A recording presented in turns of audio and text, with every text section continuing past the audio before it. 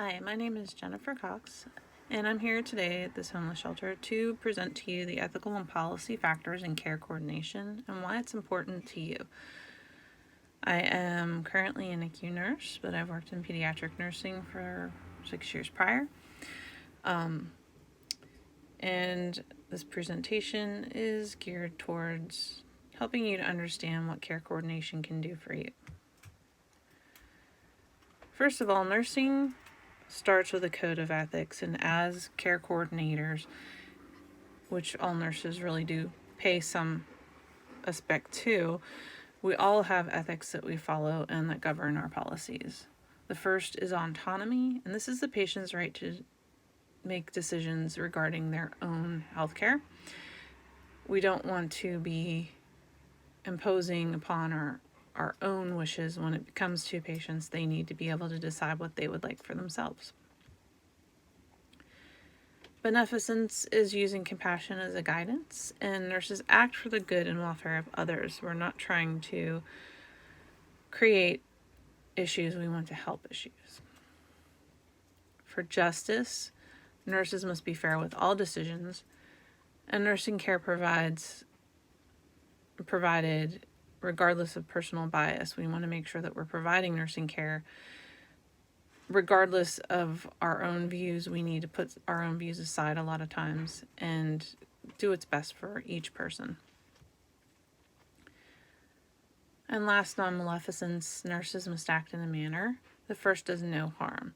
There are, however, some cases where at least a little harm must be done in order to achieve the most beneficial outcomes. That can include a painful needle stick or medication that might create a little bit of an illness in order to cure something else.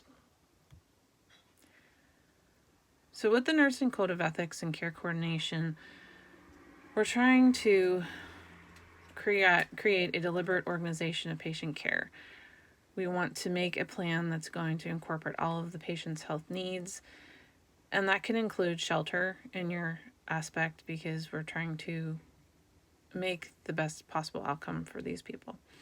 We want to share information with all members of the care team, which as a homeless shelter, you are part of that care team. You're providing a very integral aspect of the patient's care.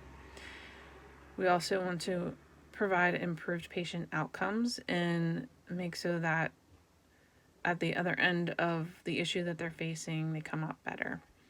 And we want to improve patient safety, and that's incredibly important through all aspects of patient care. Factors in nursing care coordination that involve policy. There's two main ones that I'm going to address. The first is the Affordable Care Act, and this pushes for healthcare providers to make needed healthcare accessible and affordable to all those that need it. This is not discriminating against people because of their backgrounds. It is making sure that they have access to what they need when they need it.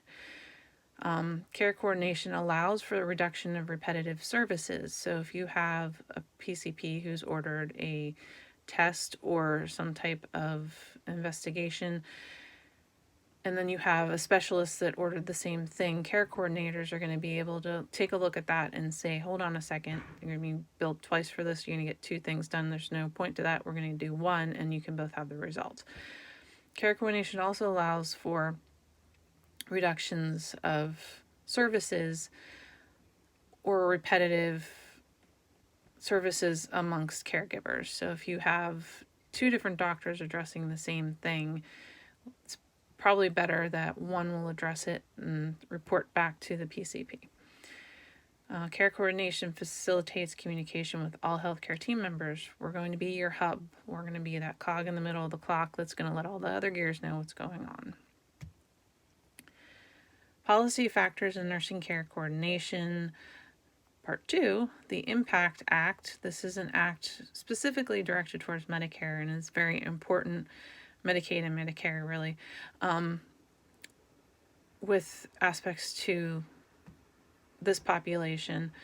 We're going to be looking at payment options across the board. We're going to be looking to drive the cost down for these individuals to make it accessible, but still allow them to have all the care access that they need.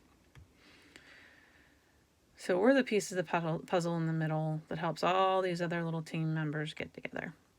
So why is nursing coordination important to you? Think of nursing coordination, I've already told you, as the key cog of a clock, and we're going to make sure that all the individuals are working together, taking into account the policies that are in place, and making sure that this patient's going to get everything that they need to have a good outcome.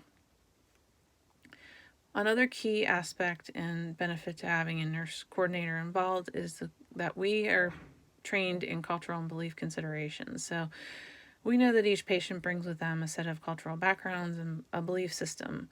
We as care coordinators are going to respectfully take into consideration that person's background and their belief system and make sure that those important aspects of their lives are brought into their care plan and make sure that those things are not ignored.